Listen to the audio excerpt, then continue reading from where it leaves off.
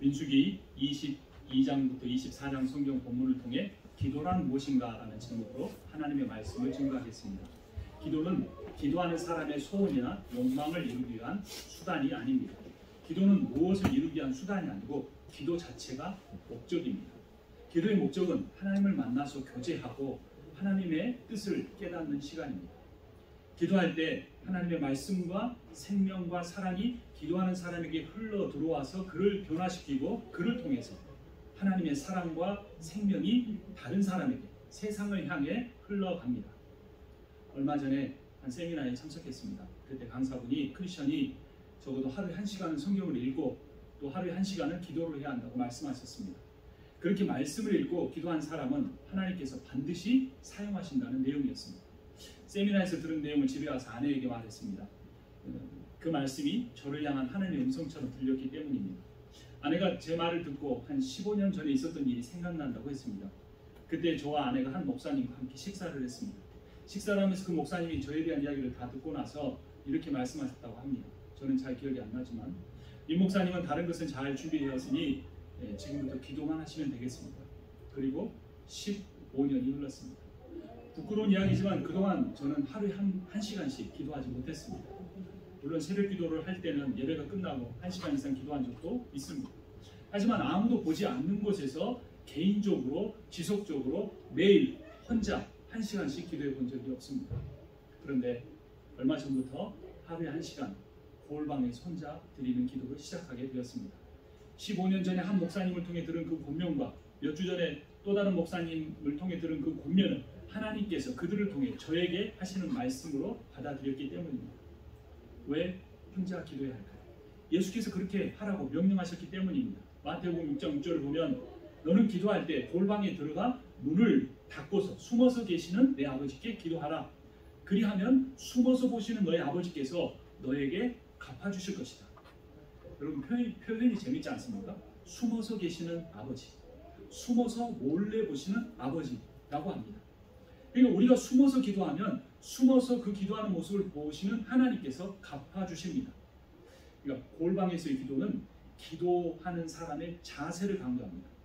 골방에서 기도한다는 것은 사람을 절대적으로 의지하지 않고 온전히 하나님만 의지하는 이 기도자의 마음과 자세를 보여줍니다. 그러니까 기도 응답보다 더 중요한 것이 기도의 자세입니다. 주님 안에서 기도하고 주님 말씀으로 기도하고 주님만 바라보고 기도하면 그런 자세로 드리는 기도는 성령의 역사로 말미암아 반드시 응답됩니다. 예수님 자신도 늘 은밀한 중에 하나님께 기도했습니다. 마가복음 1장 35절을 보면 아주 이른 새벽에 예수께서 일어나 외딴 곳으로 나가셔서 거기서 기도하고 계셨다. 외딴 곳, 아무도 없는 곳입니다. 광야입니다. 예수는 그때 그곳에서 기도하셨습니다. 예수님의 생애는 은밀한 기도의 생애였고 예수님의 사역은 은밀한 기도의 사역이었습니다. 예수를 따른 그리스도인은 우리도 자신의 생애와 자신의 사역을 은밀한 기도 위에 세워야 합니다. 초기의 제자들은 예수님의 기적에 대해서 관심이 많았지만 후기의 제자들은 예수님의 기도에 대해서 관심이 많았습니다. 우리는 어떻습니까? 하나님이 나에게 베풀어 주실 기적에 관심이 있습니까? 하나님께 드리는 기도에 관심이 있습니까? 한번 생각해 보죠. 왜 하나님은 숨어 계시면서 은밀하게 드리는 사람의 기도를 듣고 응답하신다고 하실까요? 그것은 사람들 앞에서 하는 기도는 외식이 되기 쉽기 때문에 그렇답니다. 사람들에게 들으라고 하는 기도이지 하나님께 내가 온전하게 하나님께 마음을 쏟으면서 하는 기도가 되기 힘들기 때문이라는 겁니다. 그래서 하나님은 은밀한 곳에서 숨어서 기도하는 사람의 기도를 응답하십니다. 보통 사람들은 왜 기도할까요? 거의 90%가 자기의 힘든 상황을 극복하기 위해서 기도합니다. 저도 마찬가지입니다. 경제적으로 위기를 맞거나 건강이 안 좋아지거나 인간관계가 힘들어질 때 기도합니다. 견디다 못 견디면 기도합니다. 그래서 경제적인 여유를 좀 찾게 해주십시오라고 기도하고 건강이 회복되게 해달라고 기도하기도 하고 나를 힘들게 하는 저 사람이 제발 변화되게 해달라고 기도합니다. 그런데 그런 상황이 나쁜 것은 아닙니다. 처음에는 내 힘든 상황 때문에 기도를 시작하는 것이 좋습니다. 하지만 그 기도가 깊어지다 보면 내 힘든 상황을 변화시키기 위해서 하는 기도보다는 내가 변화되게 해달라고 기도해야 합니다. 이 세상에서 제일 변화시키기 힘든 존재가 누굴까요? 바로 자기 자신입니다. 나를 바꿔보려고 어떤 노력을 해도 어떤 결심을 해도 작심삼일이 되기가 쉽다는 것을 경험합니다. 원래 좋지 않던 습관대로 너무나 쉽게 돌아가 버립니다. 그런데 기도하면 변합니다. 사람은요, 성경을 많이 안다고 절대로 변화되지 않습니다. 성경 지식은 머리만 변화시킬 뿐입니다. 그러니까 머리만 커지는 겁니다. 근데 사람이 변화되려면 마음이 바뀌어야 되는데 그 마음을 바꾸는 것은 은밀한 중에 골방에 들어가 문을 닫고서 하나님만 바라보면서 눈물을 흘리고 가슴을 치면서 드리는 그 기도뿐입니다. 여러분 이렇게 기도해 보지 않으시겠습니까? 주님의 마음이 제 마음이 되게 해주십시오. 제가 교만하게 하는 지식을 추구하기보다 힘든 사람들을 세워가는 그 사랑의 마음을 저에게 부어주시옵소서. 여러분 사랑의 마음으로 기도를 드리면 생각이 바뀝니다. 생각이 바뀌면 행동이 바뀝니다. 행동이 바뀌면 내 삶의 습관이 바뀌고 습관이 바뀌면 내 인생이 바뀝니다. 나는 안 된다라고 생각하지 마십시오. 기도는 나의 인생을, 여러분의 인생을 바꿀 수 있습니다. 기도를 통해 내가 변화되면 내 가정이 변화되고 내 가정이 변화되면 교회가 변화되고 교회가 변화되면 사회와 세상이 변화되어 갑니다. 우리 교회는 세상을 바꾸는 교회가 아니고 자신을 바꾸는 교회라고 우리가 잘 알고 있습니다. 그래서 기도를 통해서 내가 변화되어야지 라는 결심을 하지 않는 사람은 항상 다른 사람을 탓하기 쉽습니다. 교회 탓을 하기 쉽습니다. 사회 탓을, 이 세상의 경제의 흐름을 탓하기가 쉽습니다. 하지만 모든 것의 변화는 내 자신의 변화로부터 시작이 됩니다.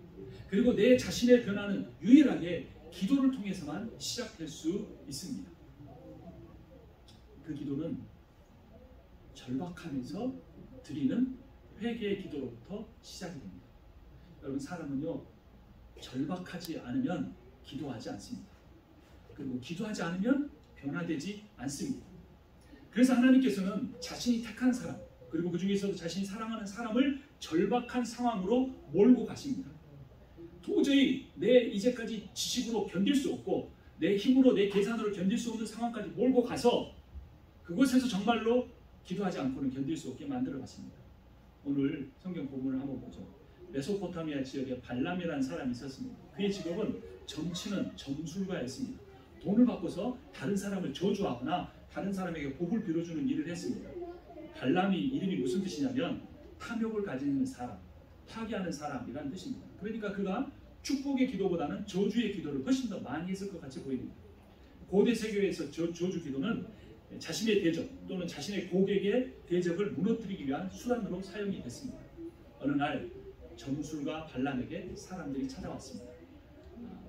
그 모압 왕 발락이 그들의 신하를 보냈습니다. 발락이 발람을 돈으로 유혹합니다. 민수기 22장을 보겠습니다. 6절을 제가 읽고 7절을 같이 봅니다. 민수기 22장 6절입니다. 이제 오셔서 나를 보아서 이 백성을 저주하여 주시기 바랍니다. 그들은 너무 강해서 나로서는 도저히 감당할 수 없습니다. 그렇게만 해주신다면 나는 그들을 쳐부수어서 이 땅에서 쫓아낼 수 있을 것입니다. 그대가 복을 비는 일은 복을 받고 그대가 저주하는 일은 저주를 받는다는 것을 나는 알고 있습니다. 모압 장로들과 미디안 장로들은 길을 떠났다. 그들은 복채를 가지고 갔다. 발람에게 이르렀을 때 그들은 발락이 자기들에게 한 말을 전하였다. 그런데 하나님께서 이 발락이 요청한 그 저주의 기도를 발람에게 가서 축복의 기도로 바꾸셨습니다. 그래서 하나님은 그 저주의 기도를 축복의 기도로 바꾸기 위해서 말 못하는 짐승이 나귀의 입을 여십니다. 민수기 22장 27절을 제가 보고 28절을 같이 읽습니다. 나귀는 주님의 천사를 보고는 발람을 태운 채로 주저앉았다. 발람은 화가 나서 지팡이로 나귀를 때렸다. 그때 주님께서 그 나귀의 입을 여기셔 그 나귀가 발람에게 말하였다. 제가 주님께 무슨 잘못을 하였기에 저를 이렇게 세 번씩이나 때리십니까? 그때 하나님의 천사가 나타나 발람에게 말씀합니다. 33절 제가 읽고 한 절 띄어서 35절을 봅니다. 나귀는 나를 보고 나에게서 세 번이나 비켜섰다.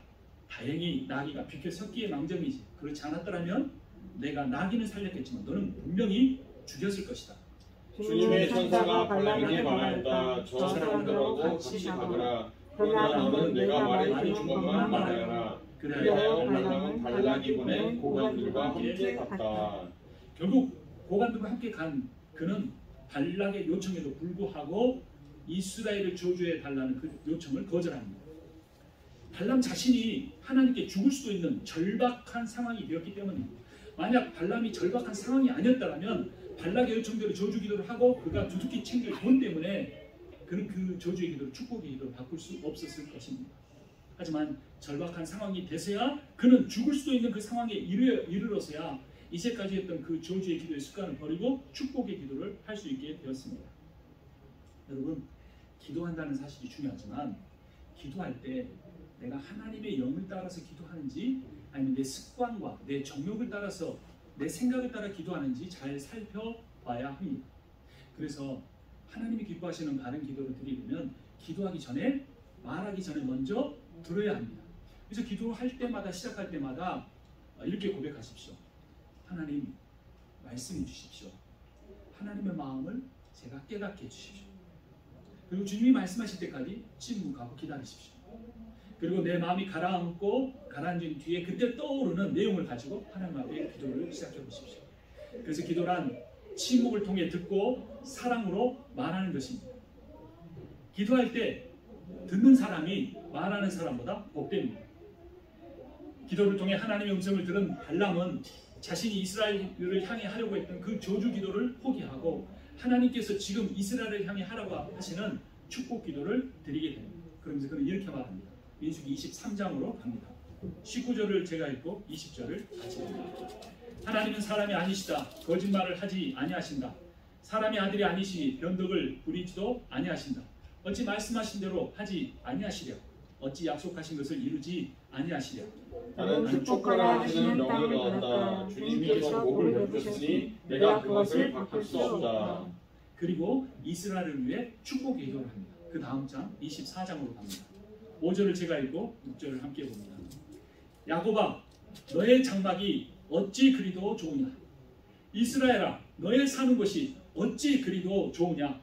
개구리처럼 뻗거나 강가의 동산 같구나. 주님께서 심으신 침나무 같구나. 냇가의 백향나무 같구나. 자신을 위해서는 회개 기도와 변화되게 달라는 기도를 하고 다른 사람 위해서는 이 발람의 기도처럼 축복하는 기도를 해야 합니다. 하나님을 믿지 않는 이 발람도 이스라엘을 위해 저주 기도를 포기하고 축복 기도를 하는데 우리 믿는 사람들은 더더욱 하나님에게 붙여주신 사람들을 위해서 축복의 기도를 해야 합니다. 그런데 이렇게 발람이 이스라엘을 위해 축복 기도를 하자 저주 기도를 부탁했던 발락이 분노합니다. 그리고 이렇게 말합니다. 10절 24장 10절 같이 봅니다. 발락은 발람에게 크게 분노하여 주먹을 불끈 쥐고 떨면서 말했다. 내가 당신을 부른 것은 내 대적을 저주하여 달라고 부른 것이었소. 그러나 오히려 당신은 오히려 애쓰게 시켜봤으나 그에게 복을 빌어주었소. 저주를 축복으로 바꾸는 힘이 듣는 기도의 능력입니다. 발람은 자신이 받을 돈을 어마어마한 돈을 포기하는 희생을 감수하면서까지 이스라엘을 위해 축복하는 기도를 했습니다. 우리는 누군가를 축복하기 위해서 우리의 무엇을 희생할 수 있습니까? 그런데 우리 주님은 발람이 자신이 받을 돈을 희생하는 정도가 아니라 자신의 생명을 내어놓는 희생을 하면서까지 우리를 위해 중보기도, 축복기도를 하셨습니다. 누가복음 23장 34절을 보면 그때 예수께서 십자가에서 말씀하셨다. 아버지, 저 사람들을 용서하여 주시옵소서. 예수님의 이 기도를 통하여 여러분의 모든 죄가 사함받았음을 믿으시기 바랍니다. 그리고 에베소서 1장을 보면 예수님의 피 흘리심과 죽으심의 능력의 기도를 이렇게 찬양합니다. 우리는 이 아들 안에서 하나님의 풍성한 은혜를 따라 그의 피로 구속 곧 죄의 용서를 받게 되었습니다. 하나님은 그리스도 안에서 우리를 상속자로 삼으셨습니다.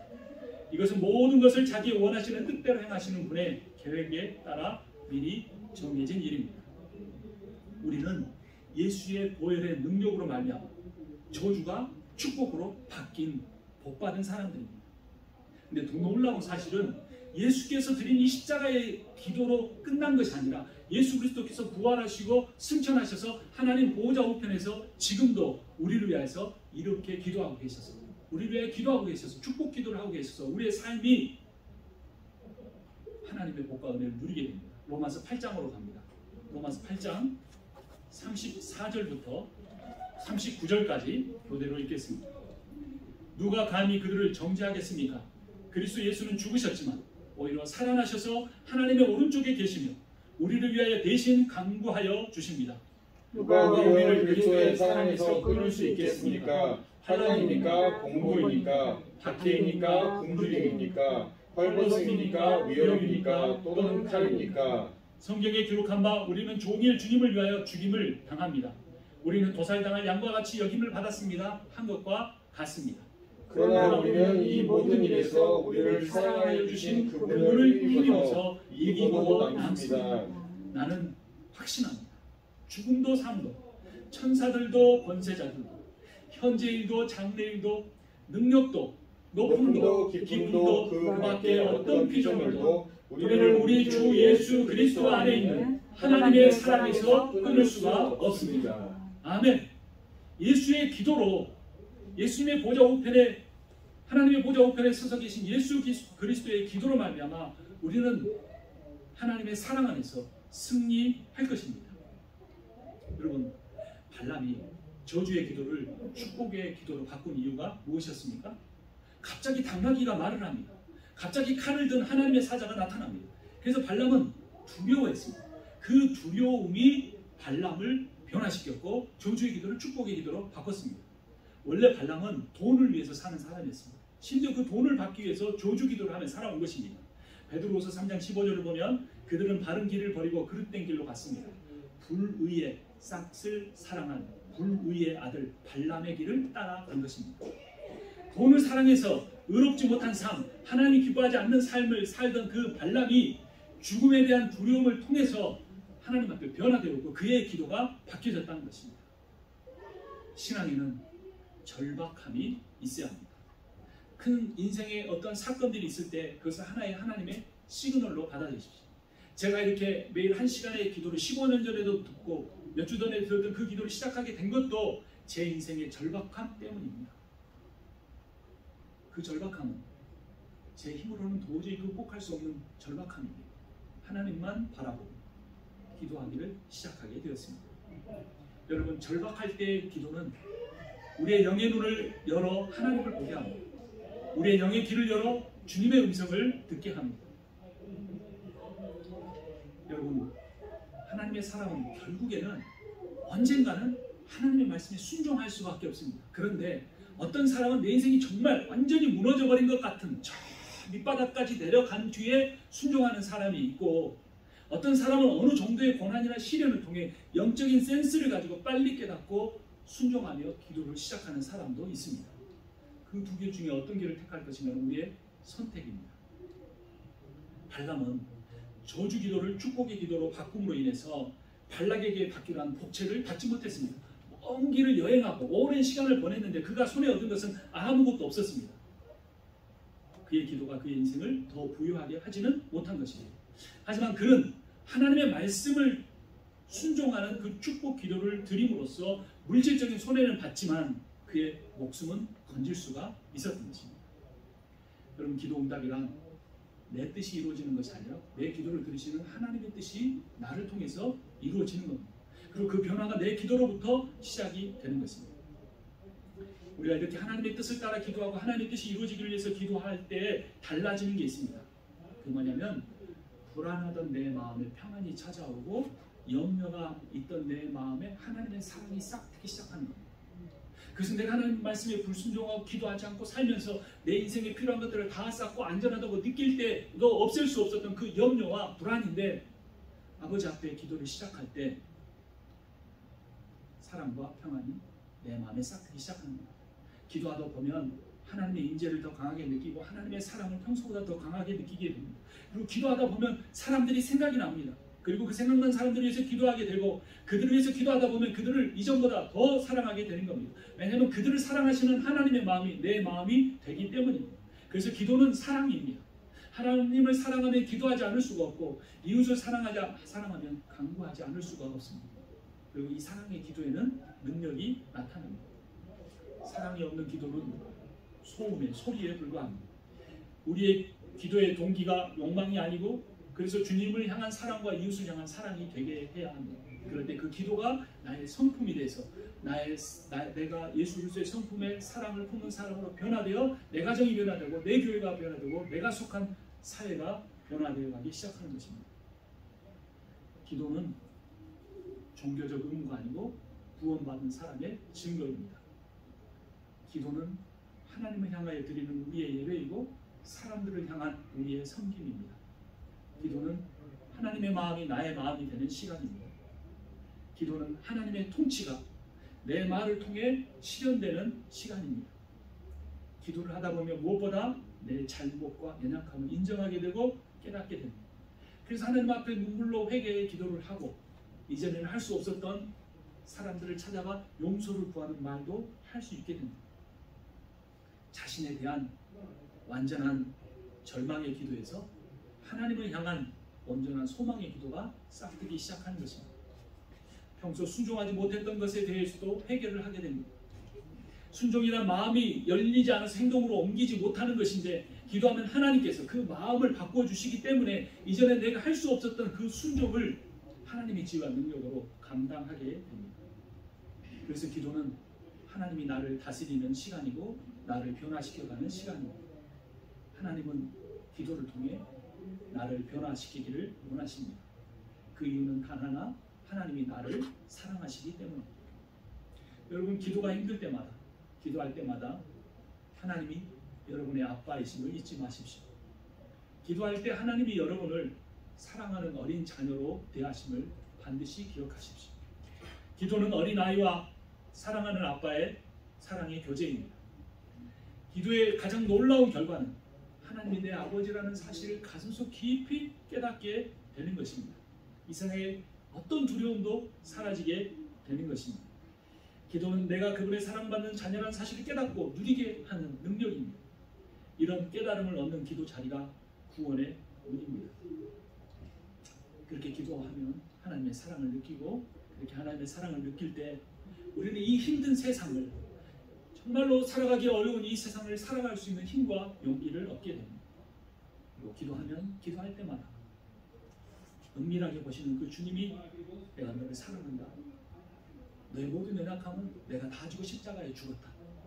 너는 부활의 능력을 품고 이 세상을 살아가라고 말씀하십니다. 여러분 주님과 은밀한 기도의 시간을 가지십시오. 기도는 두려움이 사라지고 믿음이 솟아나는 시원한 샘물과 같습니다. 기도는 내 마음속에 미움이 사라지고 사랑이 솟아나는 교제의 시간입니다. 기도는 우리가 세상이 겪었던 그 절망이 사라지고 소망이 만들어지는 시간입니다. 그래서 기도는 오늘 설교의 시작에 말씀드린 것처럼 수단이 아니고 목적입니다. 기도는 내가 변화되는 시간입니다.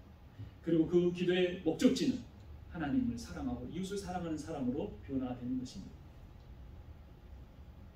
사랑의 기도를 이렇게 드리는 사람이 응답을 받는데 그 응답의 가장 중요한 것은 기쁨과 감사입니다. 여러분 기뻐하는 삶을 살고 싶으십니까? 감사하는 삶을 살고 싶으십니까? 그러면 기도하십시오. 우리가 절박함으로 기도하고 우리가 사랑으로 기도하고 우리가 은밀한 중에 기도하면 하나님이 일하실 것입니다. 기도를 통해 주님의 은혜로 회개하여 자신을 변화시키시고 하나님을 만나 사랑의 교제를 나누고 자신과 가족과 교회와 세상을 향해 하나님의 사랑과 축복을 흘려보내는 여러분과 제가 되기를 축원합니다. 기도하겠습니다. 우리를 사랑하시고 우리의 기도를 기뻐하시는 주님 감사합니다. 로마서 8장 말씀에서 들은 것처럼 우리 주 예수 그리스도의 십자가의 죽으심과 부활과 승천과 보좌 우편에서 드리는 그 중보 기도로 말미암아 우리는 이미 세상에서 승리한 자들임을 믿습니다. 이 믿음 가지고 기도하게 하여 주시옵소서. 예수님의 이름으로 기도합니다. 아멘. 이제는 우리 주 예수 그리스도의 은혜와 하나님 아버지의 크고 놀라우신 사랑과 성령의 위로하시고 교통하시고 충만케 하시는 역사하심이 오늘 또 한 번의 예배를 주님 앞에 드리고 날마다 은밀한 중에 주님을 만나 기도하겠다고 다짐하는 모든 이들 가운데 지금부터 영원토록 함께 있기를 축원하옵나이다. 아멘.